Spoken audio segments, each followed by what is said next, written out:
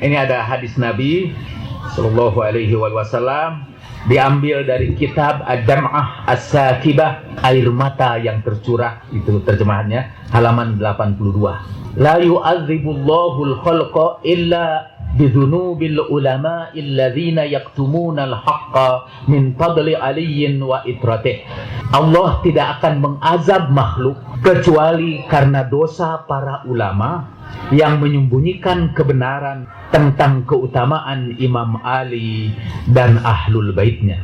Wa innahu lam yakshi fawqal ardi ba'da nabiyyina wal mursalina afdalu min syi'ati aliyin wa muhibbih. Ketahuilah, kata Nabi Sallallahu Alaihi Wasallam, tidak ada yang berjalan di atas permukaan bumi ini sesudah para nabi dan para utusan yang lebih mulia daripada para pecinta Ali.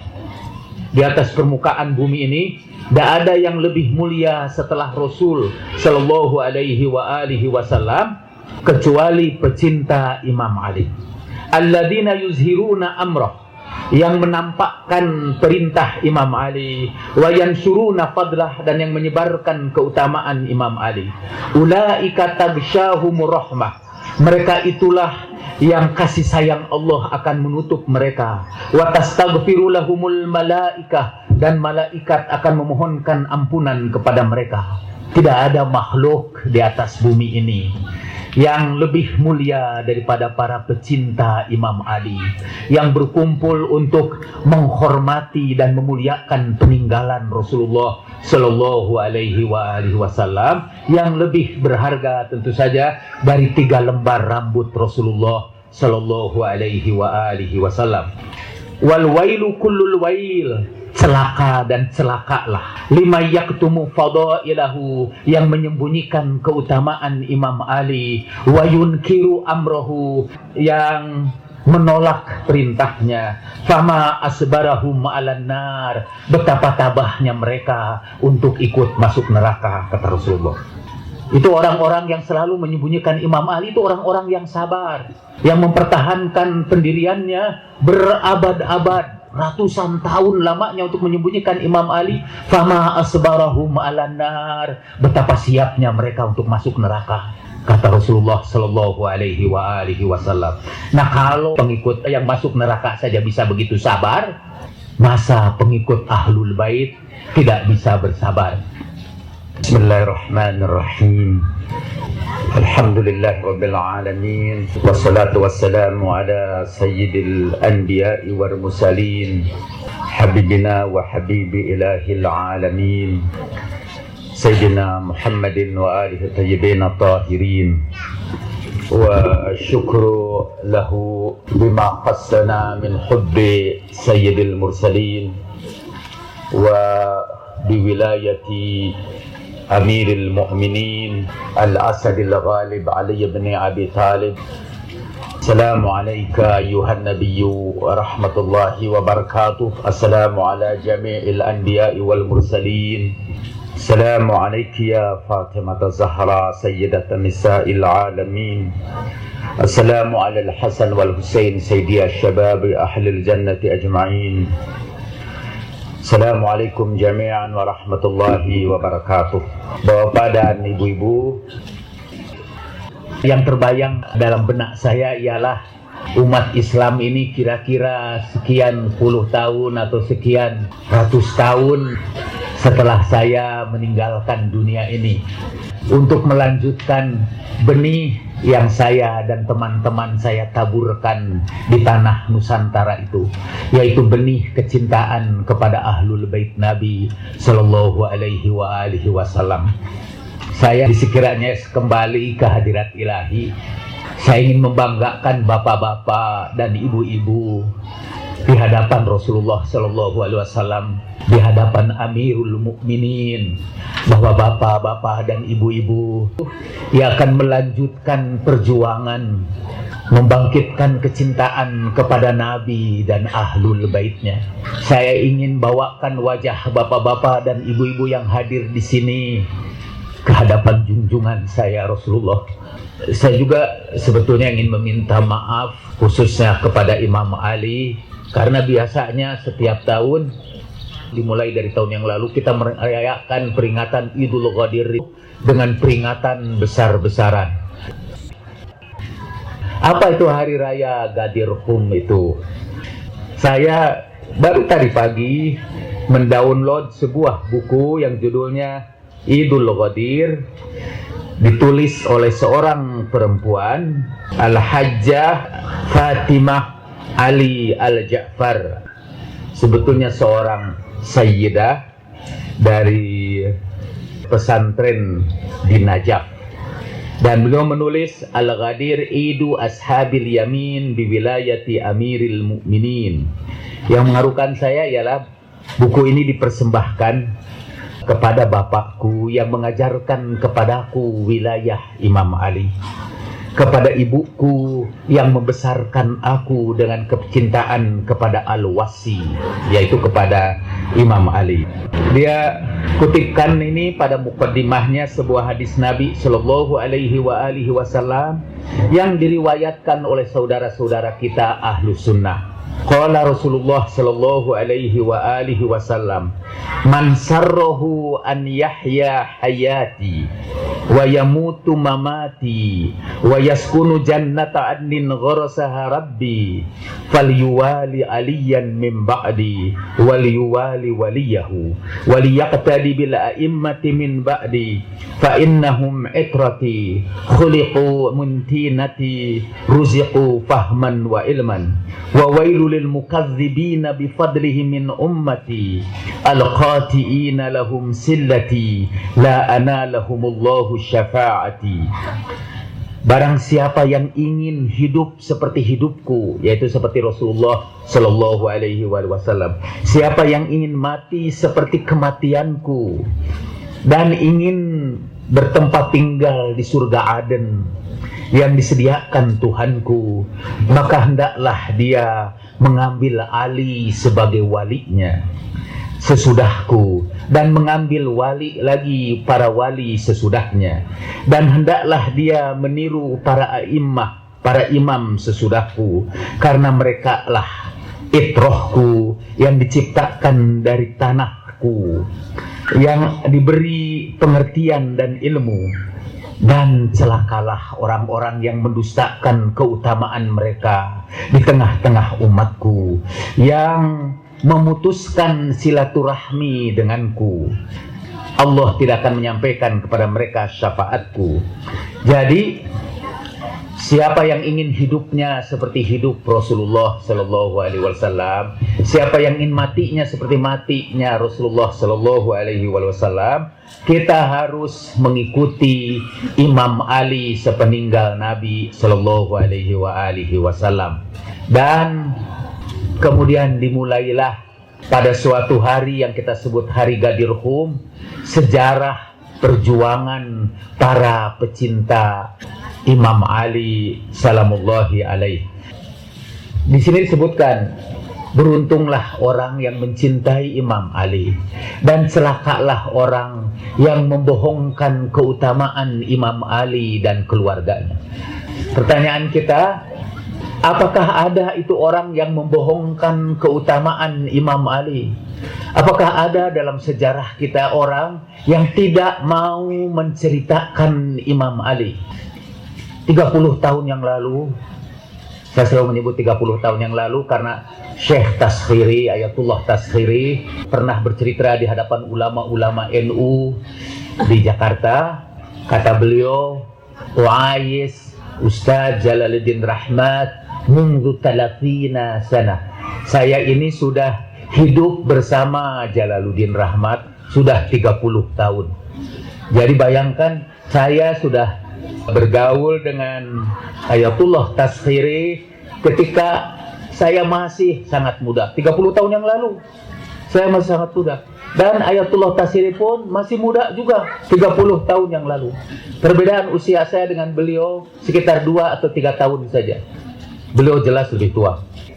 Saya melihat Ayatullah Taskhiri sejak mulai tumbuh uban. Beliau sudah tumbuh uban sejak 30 tahun yang lalu, sampai seluruh rambutnya dan janggutnya sudah beruban. Dan saya juga bergaul dengan beliau sejak saya tidak punya uban satupun sampai kepala saya di atas ini bertaburan uban. Wa nu'ayishuhu fi hubbi insyaallah hubbi amiril mu'minin Ali bin Abi Thalib. Nah, jadi 30 tahun yang lalu saya diminta untuk memberikan ceramah di sebuah universitas, kalau nggak salah Universitas Islam Siliwangi namanya. Nama Universitas Islamnya disatukan dengan kebudayaan Sunda. Saya memberikan ceramah waktu itu dan saya mengutip ucapan Imam Ali yang ada di dalam kitab di pesantren-pesantren di Indonesia, namanya kitab Nasoihul Ibad. Saya kutip ucapan Imam Ali salamullahi alaihi. Tapi kalau saya tidak salah, saya mengucapkan sekiranya tidak ada 3 hal dunia ini akan beres. Itu dalam Nasoihul Ibad. 1, kalau orang bodoh tidak merasa puas dengan kebodohannya. Qanaah bil jahli. Qanaah itu mestinya dilakukan oleh orang-orang miskin dengan hartanya. Tapi sekarang qanaah itu dilakukan oleh orang bodoh dengan kebodohannya. Merasa puas dengan kebodohannya. Yang saya ingat cuma itu saja, 1 dari hadis itu. Tapi kemudian saya mendapat reaksi dari salah seorang ulama besar, Allah yarham, sekarang udah meninggal dunia. Hati-hati itu Jalaluddin Rahmat, dia ini Syiah. Gemparlah karena ceramah saya seperti itu. Dan apa dosa saya sampai harus dikafirkan kan waktu itu? Apa dosa saya? Dosa saya sederhana saja, yaitu saya mengutip ucapan Imam Ali yang sudah ada dalam buku di pesantren itu juga. Saya tidak mengutip buku Imam Ali yang saya ambil dari Teheran atau dari Qum. Saya ambil dari buku-buku di pesantren, saya lepaskan malah. Buku pesantren dulu itu bisa dilepas-lepas begitu aja, dibawa kemana-mana. Sehingga saya iri hati dulu sama para kiai. Saya kalau mau ngajar bawa kitab banyak seabreg. Mereka cuma banyak 1 ini lembar aja, kemudian ngajar dan dibacakan. Tapi saya sekarang bisa menandingi para kiai dulu itu karena saya punya iPad. Saya bukan saja bisa membawa 1 lembar atau 2 lembar yang dilepas, saya bisa membawa dalam iPad itu ribuan kitab.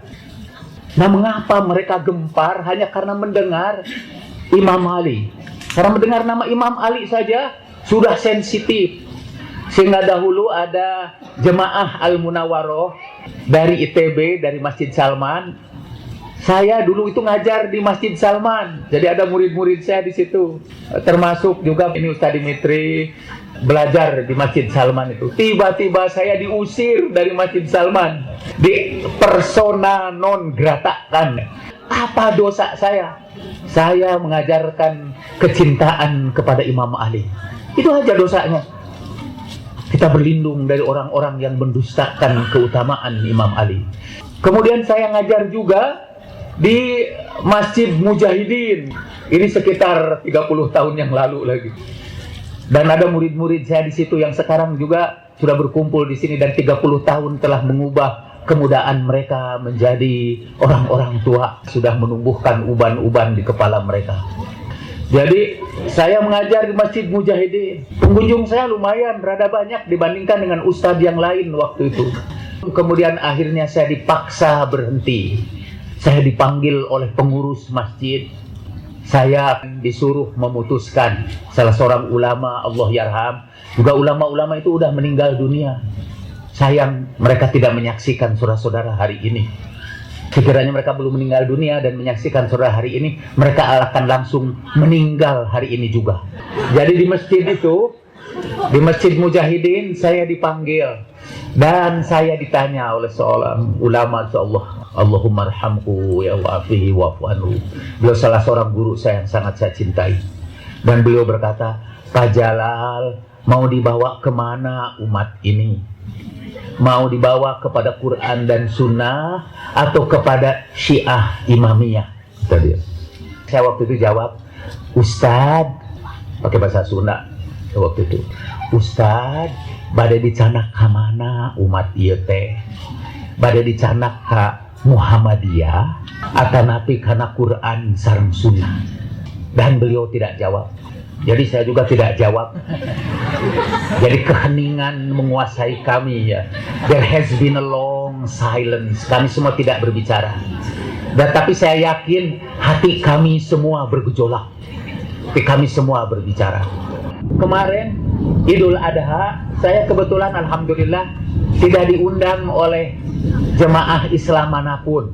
Saya tidak tahu apakah ini juga karena Imam Ali itu yang menjadi penyebab, tapi saya tidak diundang hatta oleh lapangan di tempat kita juga saya tidak mendapat undangan.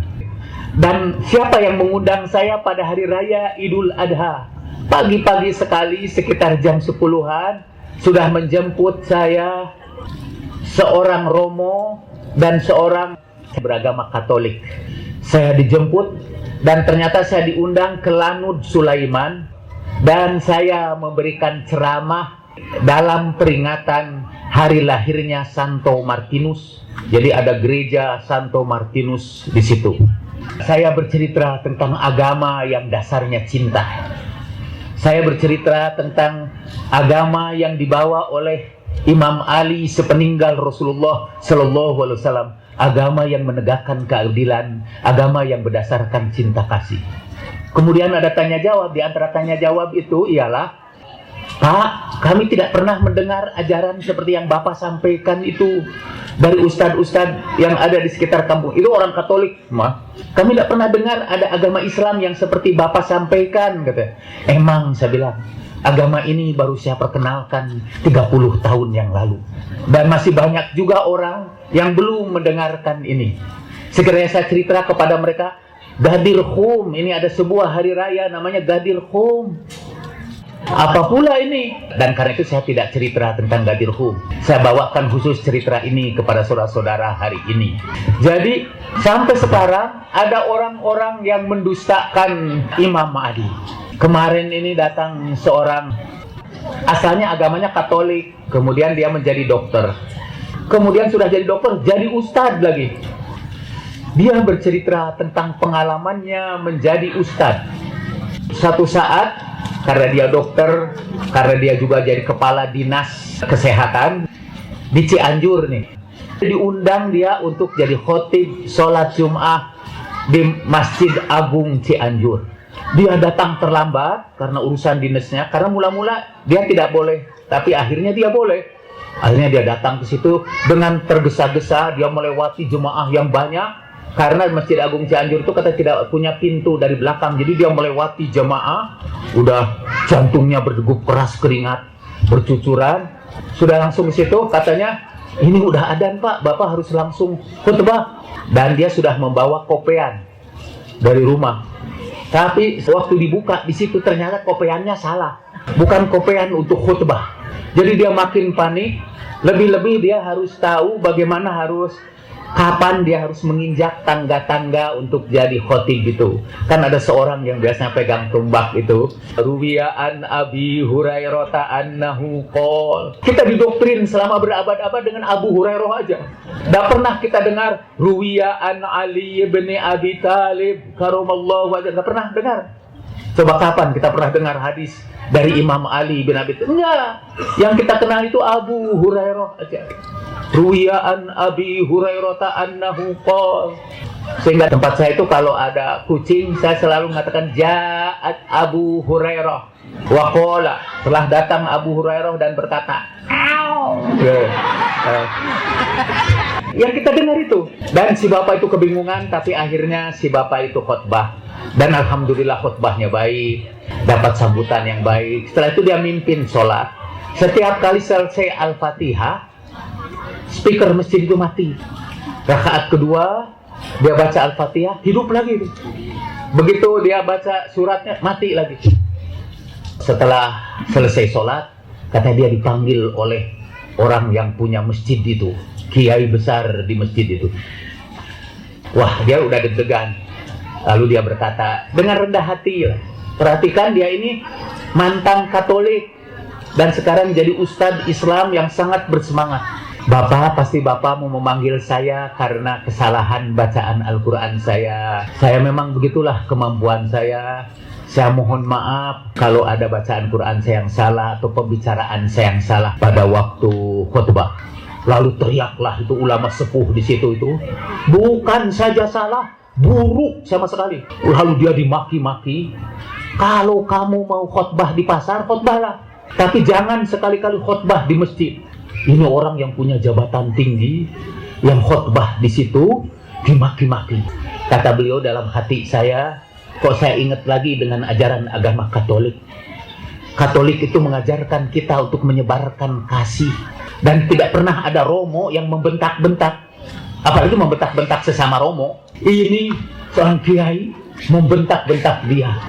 Untung dia dihibur oleh orang lain di situ tuh yang menjemputnya. Pak, seminggu yang lalu juga ada wakil bupati dibentak-bentak juga di sini. Jadi dia rada tenang sedikit.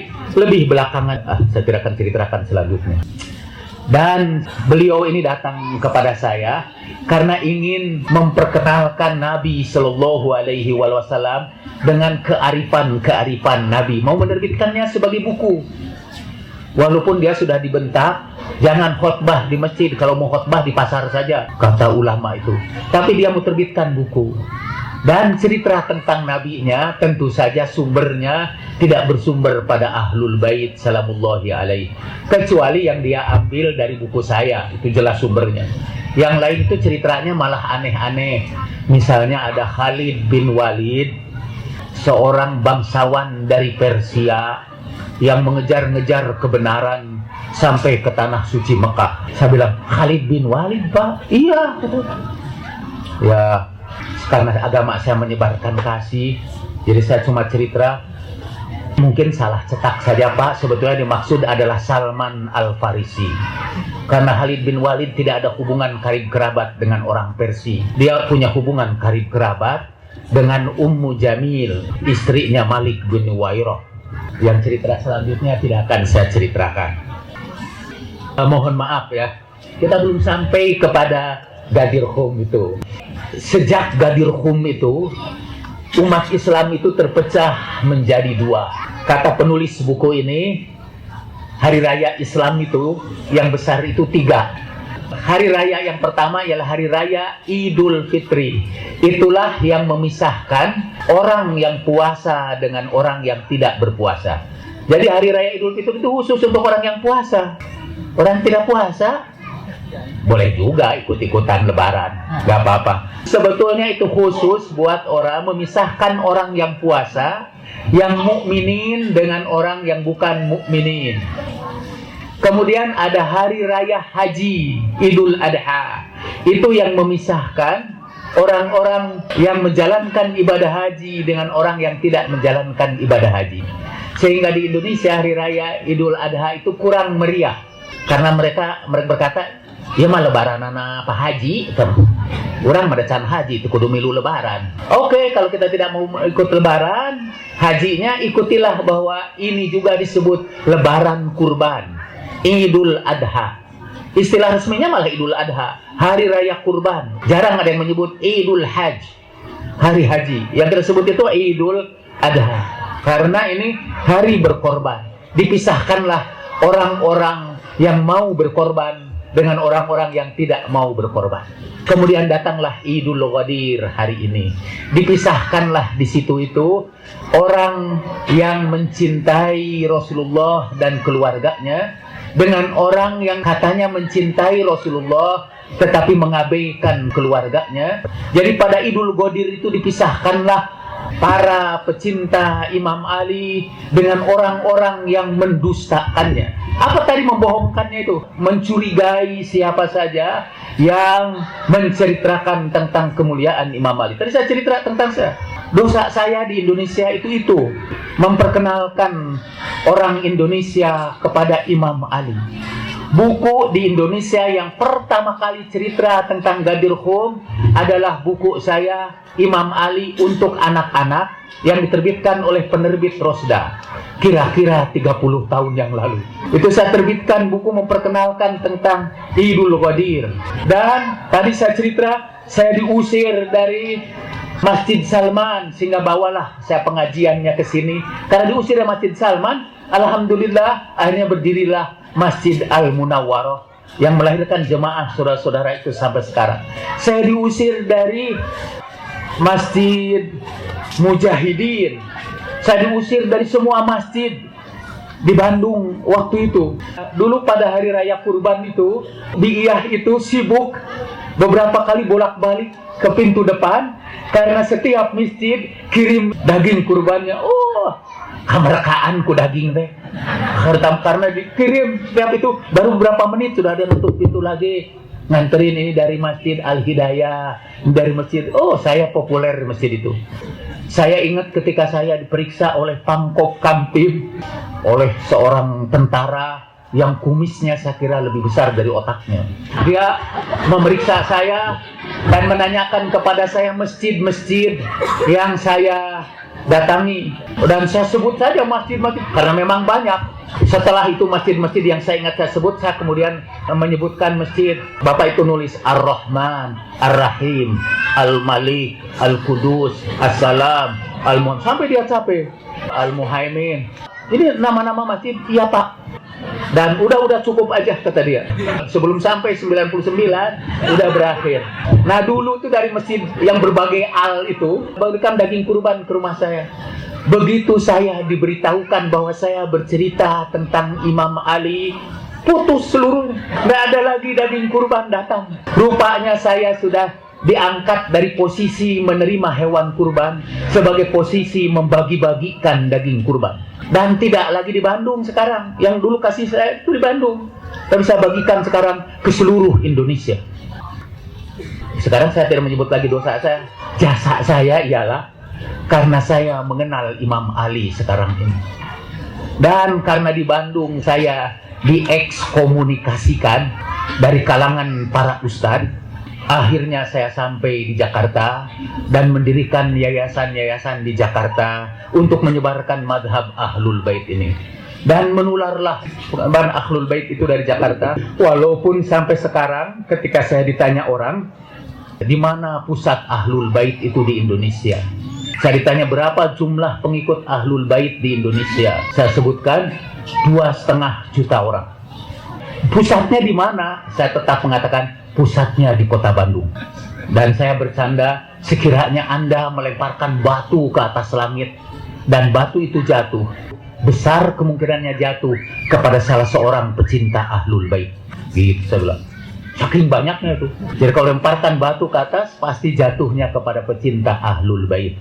Asal batu itu dilemparkannya di atas jalan kampus pada hari ini, khususnya di atas Matahari. Nah, hari Idul Ghadir itu disebut Yaumut Tabassum, hari senyum-senyum, hari kita bergembira bersama sesama kita. Tapi ini juga Yaumu It'amit To'am, hari saling memberikan makanan. Jadi mestinya kita saling berkirim makanan. Alhamdulillah anak-anak ini juga ikut tertawa. Wah, saya bahagia ini karena ini Yaumut Tabassum, ini hari tersenyum. Segeranya saudara tidak ada kawan senyum, keluar dari sini senyum sendirian. Senyum saudara itu insya Allah mendapat pahala. Senyum karena kita mendapat kebahagiaan, diperkenalkan kepada ajaran Rasulullah Shallallahu Alaihi Wasallam melalui Imam Ali. Itu yang ditulis di situ tuh. Aku adalah kota ilmu dan Ali adalah pintunya. Dahulu kalau orang mau masuk kota, dahulu sih di negeri-negeri Arab, kalau masuk kota dia harus masuk benteng dulu. Bisa lihat kota itu dari jauh indah sekali. Tapi orang itu baru melihat keindahan kota yang sebenarnya kalau sudah masuk pintunya, pintu gerbangnya dibuka, kita baru masuk. Ternyata di situ ada taman-taman, ada yang lebih indah lagi. Kalau melihat dari jauh, indah juga tuh dari jauh, tapi lebih indah lagi kalau kita masuk ke dalam. Kalau rumah-rumah orang barat, Pak, rumah-rumah di Inggris atau di Australia, di Amerika, saya tidak menyombongkan diri. Tanya sama istri saya yang sudah pernah ke Amerika, sudah pernah ke Inggris, sudah pernah ke Jerman, ke negeri Belanda, ke berbagai negeri di dunia tanpa pernah lulus TOEFL lebih dahulu. Pernah ujian bahasa lebih dahulu, dia sudah keliling dunia. Dia misalnya punya besan di Amerika. Rumahnya itu dari luar tidak begitu bagus, tapi begitu masuk ke dalam, dibuka pintunya, indah. Orang-orang Amerika itu tanya juga sama Ibu Khadijah. Bu Hadijah pernah tinggal di Jerman. Rumah-rumah orang Jerman itu tidak begitu bagus dari luarnya, tapi kalau masuk ke dalam indah, di situ diaturin. Kalau orang Indonesia yang diatur itu, yang bagus itu di permukaan. Begitu masuk di dalam itu mana kotor, carut marut gitu tuh. Kalau masuknya itu bukan kota ilmu Rasulullah. Nah, kalau kita melihat Islam itu dari jauh tanpa melalui pintunya, yaitu Imam Ali, seperti orang yang melihat kota-kota atau rumah-rumah di Amerika. Indahnya itu dari luar aja. Kalau mau yang lebih indah lagi, masuklah ke dalam itu, bukakan pintunya. Dan apa pintu kota ilmu Rasulullah itu? Yaitu Imam Ali bin Abi Thalib. Ana Madinatul Ilm wa Aliyun babuha. Sekarang biasanya katanya kalau di negara-negara para pengikut Ahlul Bait, apa yang dilakukan pada hari raya Idul Qadir itu? Tadi yaumu it'am itu saling berbagi makanan dengan tetangga. Kalau dulu di Indonesia, kalau lebaran itu biasanya silih anteran rantang. Dan ada lagi kebiasaan mereka dalam acara itu, mereka sering membacakan puisi-puisi tentang Imam Ali. Saling berbalas puisi tentang Imam Ali. Misalnya, hadza haditsun qalahu Muhammadu. Inilah hadis yang disabdakan oleh Muhammad sallallahu alaihi wasallam. Didatangkan kepada kita hadis ini melalui hadis yang ada sanadnya, musnadu. Sekarang saya mau cerita di Balakh itu Afghanistan Utara. Dahulu tinggal seorang kaya raya. Ketika ia meninggal dunia, ia mewariskan kekayaan yang banyak, 2 orang anak dan 3 lembar rambut Rasulullah Sallallahu Alaihi Wasallam. Dahulu kan ketika Rasulullah haji, beliau menggunting rambut di Mina. Rambut beliau itu dibagi-bagikan kepada jemaah haji yang pertama. Entah gimana orang Afghanistan dari Balakh itu memperoleh 3 lembar rambut yang dipeliharanya baik-baik. Setelah dibagi seluruh kekayaan, satu mengambil rambut Rasulullah, satu lagi mengambil rambut, tinggal 1 rambut. Wa baqiya sya'ratun wahidatun. Tinggal 1 lembar rambut lagi. Lalu kata salah seorang saudara itu, kita potong aja menjadi 2. Kata si adiknya yang kecil, itu su'ul adab, itu tidak sopan lah menyobekkan rambut Rasulullah Sallallahu Alaihi Wasallam dibagi 2. Kalau begitu, kata kakaknya, ya sudah, kamu tebus aja ini yang 1 rambut itu, yang bagianku yang sepotong itu kamu tebus dengan hartamu. Lalu si Ali dengan gembira mengambil, serahkan itu kepadaku dan aku tebus sepotong rambut Rasulullah itu dengan seluruh warisan yang aku peroleh dari ayahku. Buatku lebih berharga selembar rambut Nabi itu dari seluruh kekayaan yang diwariskan ayahku. Jadi diserahkanlah kekayaan itu kepada kakaknya, dan kakaknya menjadi orang terkaya di kota Balakh itu. Dia hidup sederhana, si adiknya itu. Tetapi sebagaimana Al-Quran mengatakan, hal jazaul ihsan illal ihsan. Apalagi balasan orang yang berbuat baik itu kecuali perbuatan baik lagi. Lalu rezeki pun melimpah kepada adiknya yang kecil. Dalam pertumbuhan waktu makin lama adiknya makin kaya. Dan entah gimana kemudian musibah datang bertalu-talu menimpa kakaknya, sehingga kakaknya menjadi orang miskin. Adiknya kemudian menyantuni dia sebaik-baiknya. Pada waktu meninggal dunia, seorang ulama bermimpi dia ketemu Rasulullah Sallallahu Alaihi Wasallam, dan dia memerintahkan kepada ulama itu untuk berziarah kepada si Fulan ibni Fulan, yaitu orang yang memperoleh rambut Rasulullah itu. Ziarahlah kepadanya karena dia termasuk orang yang tinggi kedudukannya di hadapanku. Dia merindukan aku, dia menghormati 2 lembar rambutku dengan penuh kehormatan karena dia adalah peninggalanku, dan aku angkat dia dalam kedudukan yang sangat terpuji di hadapanku. Kalau kalian mau memperoleh doa yang dimakbul, maka ziarahilah kuburan si Fulan ibni Fulan. Cerita ini ada di dalam kitab ini. Kalau menghormati warisan Rasulullah berupa lembaran-lembaran rambut saja mengangkat seseorang kepada tingkat yang tinggi karena penghormatannya yang tulus. Apalagi yang menghormati warisan Rasulullah yang beliau katakan, inni tarikun fikum as-saqalain kitab Allah wa itrati ahli baiti. Aku tinggalkan kepada kalian dua pusaka besar yang jauh lebih tinggi nilainya dari 3 lembar rambut Rasulullah, yaitu Al-Quran dan Ahlul Bait Nabi. Pemimpinnya Ahlul Bait Nabi setelah Rasulullah SAW adalah Imam Ali karamallahu wajhah. Maka orang yang menghormati peristiwa Ghadir Khum, memuliakannya, menjadikan satu bagian yang paling penting dalam hidupnya, akan diangkat derajatnya lebih tinggi insyaallah daripada orang yang menghormati 3 lembar rambut Rasulullah Shallallahu Alaihi Wasallam. Dan hari ini kita semua berada dalam rangka menghormati warisan Rasulullah Shallallahu Alaihi Wasallam, yaitu Ahlul Bait Nabi. Ini ada hadis Nabi Sallallahu Alaihi Wasallam diambil dari kitab Ad-Dam'ah As-Sakibah, air mata yang tercurah, itu terjemahannya, halaman 82. La yu'adzibullahu al-khalqa illa bidhunubil ulama illadzina yaktumuna al-haqqa min fadli aliyyin wa itratih. Allah tidak akan mengazab makhluk kecuali karena dosa para ulama yang menyembunyikan kebenaran tentang keutamaan Imam Ali dan Ahlul Baitnya.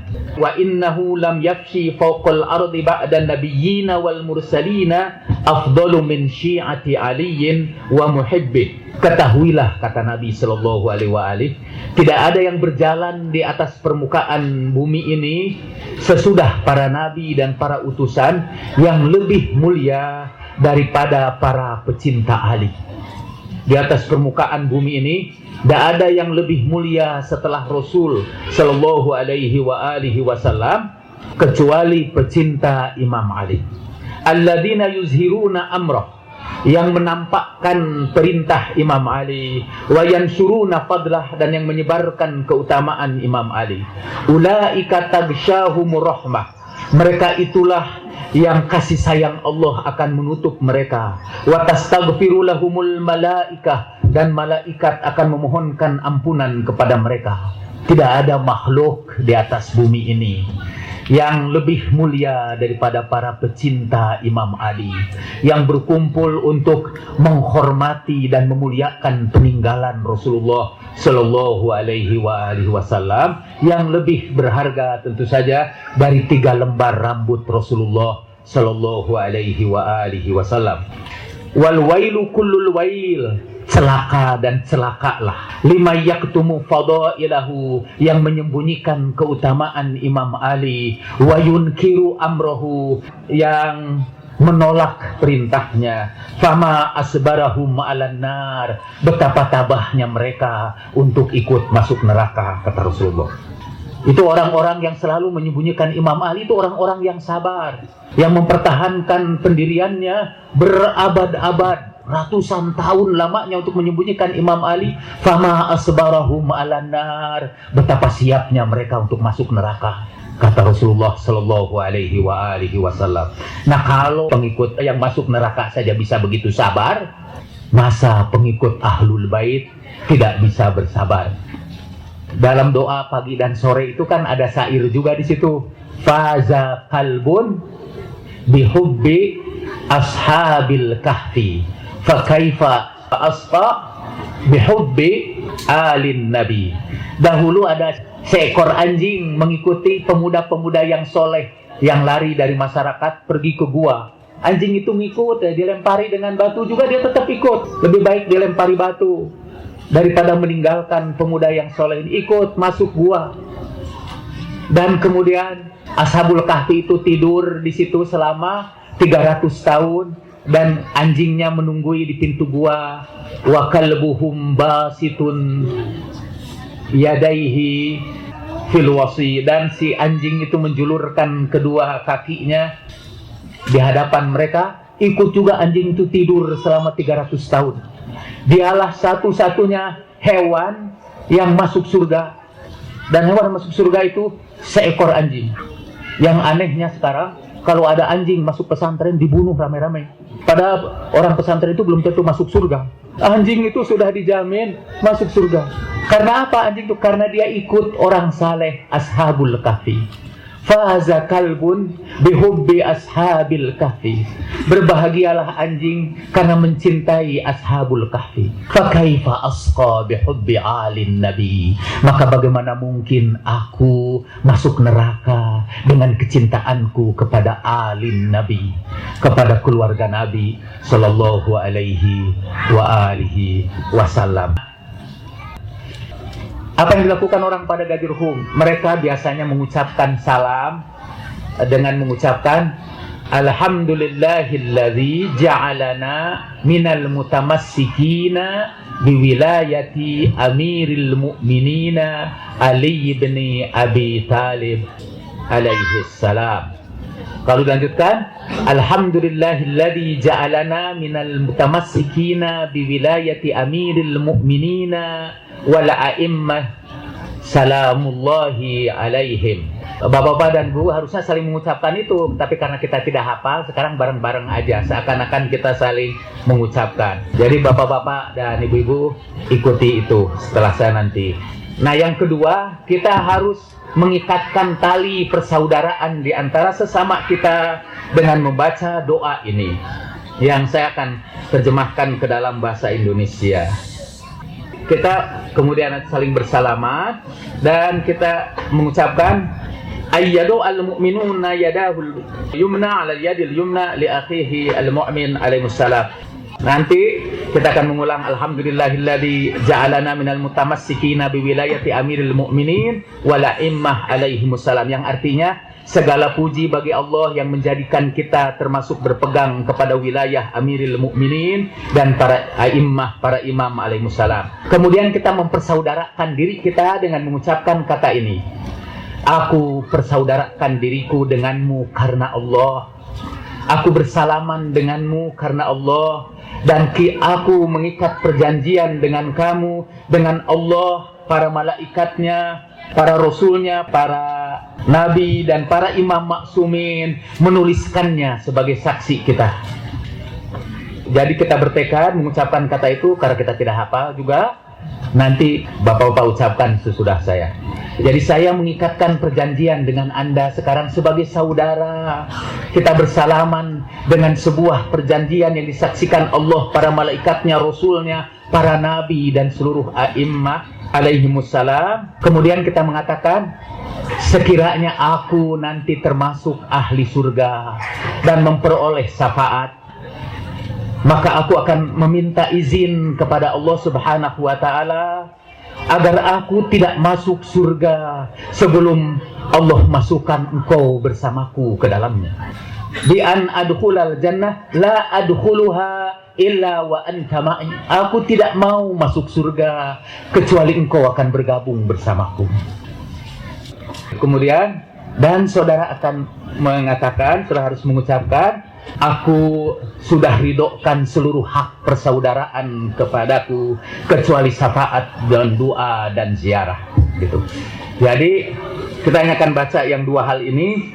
Bapak-bapak dan ibu-ibu mengulangi sesudah saya ucapan salam persaudaraan bapak-bapak dan ibu-ibu dengan saya, dan saya nanti akan bacakan baiat persaudaraan itu dalam bahasa Indonesia saja. Tapi yang pertama dalam bahasa Arab, yang artinya segala puji bagi Allah yang menjadikan kita termasuk umat yang berpegang teguh kepada kecintaan kepada Amiril Mukminin dan para imam alaihi salatu wassalam. Dari bapak-bapak dan ibu-ibu ulangi. Bismillahirrahmanirrahim. Allahumma salli ala Muhammad wa ali Muhammad. Alhamdulillah alladzi ja'alana minal mutamassikina biwilayati amiril mu'minin wal a'immati alaihimussalam.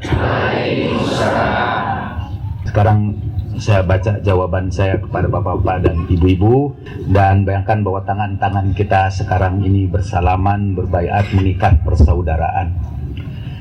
Saya bersaudara dengan kalian atas nama Allah. Saya bersalaman dengan kalian atas nama Allah. Dan kita semua berjanji dengan disaksikan Allah, para malaikatnya, kitab-kitabnya dan rasulnya, para anbiya dan seluruh imam yang maksum alaihimussalam, sekiranya aku nanti termasuk penghuni surga dan bisa diberikan wewenang untuk memberi syafaat, maka demi Allah aku tidak akan masuk surga kecuali aku masuk surga bersama kalian. Allahumma inni in kuntu min ahlil jannah wa syafa'ah wa udhina li bi an adkhulal jannah la adkhuluha illa wa antum ma'i. Sekiranya aku termasuk penghuni surga dan diizinkan memberi syafaat, aku tidak akan masuk surga kecuali kalian masuk ke dalamnya bersamaku. Allahumma salli wa sallim wa barik ala sayyidina Muhammadin wa ala ali sayyidina Muhammadin birahmatika ya arhamar rahimin. Ala hadin niyya wa kulli niyatin salihah. Al-Fatihah. A'udzu billahi minasyaitonir rajim. Bismillahirrahmanirrahim. Alhamdulillahirabbil alamin. Arrahmanir rahim. Maliki yaumiddin. Iyyaka na'budu wa iyyaka nasta'in. Ihdinas siratal mustaqim. Siratal ladzina an'amta 'alaihim ghairil maghdubi 'alaihim waladdallin. Bapak dan ibu-ibu dipersilahkan duduk kembali, dan sampailah kita kepada acara yang terakhir. Yang pertama, saya akan menyebutkan dalam beberapa kalimat saja peristiwa Ghadir Khum itu. Jadi pada tanggal 8 Dzulhijjah tahun 10 Hijriah, Rasulullah pulang dari ibadah haji dan beliau mengumpulkan para sahabatnya. Waktu itu beliau mengangkat tangan Imam Ali dan berkata, "Man kuntu maula fahadha aliyun maula." Siapa yang menjadikan aku sebagai pemimpinnya, hendaklah juga menjadikan Imam Ali sebagai pemimpinnya. Siapa yang mengikuti Rasulullah, maka wajib juga dia mengikuti Imam Ali sepeninggal Rasulullah. Peristiwa itu terjadi pada tahun 10 Hijrah di tengah-tengah padang pasir di sebuah oase yang namanya Al-Ghadir. Oase itu berada di sebuah tempat yang namanya Khum, sehingga peristiwa itu disebut peristiwa Ghadir Khum. Itulah yang kita peringati sekarang. Itu pengumuman yang pertama, yang terakhir. Pengumuman yang keduanya ialah bahwa sekarang ini kita akan melanjutkan dengan acara yang lebih besar lagi, yaitu acara Asyura, yaitu satu peristiwa ketika orang yang melanjutkan Imam Ali itu beserta sahabat dan keluarganya dibantai di Karbala. Dosa mereka sekali lagi karena mereka menyebarkan kecintaan kepada Rasulullah, kepada Imam Ali dan seluruh ahlul baitnya. Nah, kita berada dalam persiapan menghadapi Asyura yang akan kita lakukan besar-besaran. Sekiranya kemudian ada perlawanan dari orang-orang yang mendustakan Imam Ali, maka kita akan berkata seperti Imam Hussein, sekiranya agama Nabi Muhammad itu tidak bisa tegak, illam yastaqim dinu Muhammadin. Jadi bersiap-siaplah untuk acara Asyura yang akan datang. Dan sekarang bapak-bapak dan ibu belum dituntut untuk menyerahkan lehernya di atas pedang. Gak usah menawarkan kematian, tidak diminta juga, satu saat pasti mati. Tapi yang diminta sekarang ini ialah pengorbanan dengan harta. Karena itu kalau tidak diminta sampai mati pun tidak dikasihkan. Jadi kalau nanti beredar, tolong berikan sumbangan apa sajalah sekedarnya. Jangan tiru orang-orang Bahrain yang sekarang ini sedang dianiaya oleh para pendusta Imam Ali. Sekarang ribuan orang-orang Bahrain meringkuk di penjara. Perempuan, anak-anak, orang tua. Ada di antara mereka yang dikorbankan, diberikan kepada anjing-anjing yang galak. untuk dicabik-cabik tubuhnya. Dosa mereka hanya karena mereka mencintai Imam Ali. Masjid-masjid mereka dibakar, dan harta Quran mereka yang sama dengan Quran kita juga dibakar juga, karena ini katanya Qurannya Syiah, jadi dibakar juga. Dan bagi mereka lah mungkin mereka bisa berkata, sekiranya agama Nabi Muhammad SAW itu tegak kecuali dengan ditebas pedang. Hei pedang, tebaslah aku. Kita tidak perlu seperti orang Bahrain, insya Allah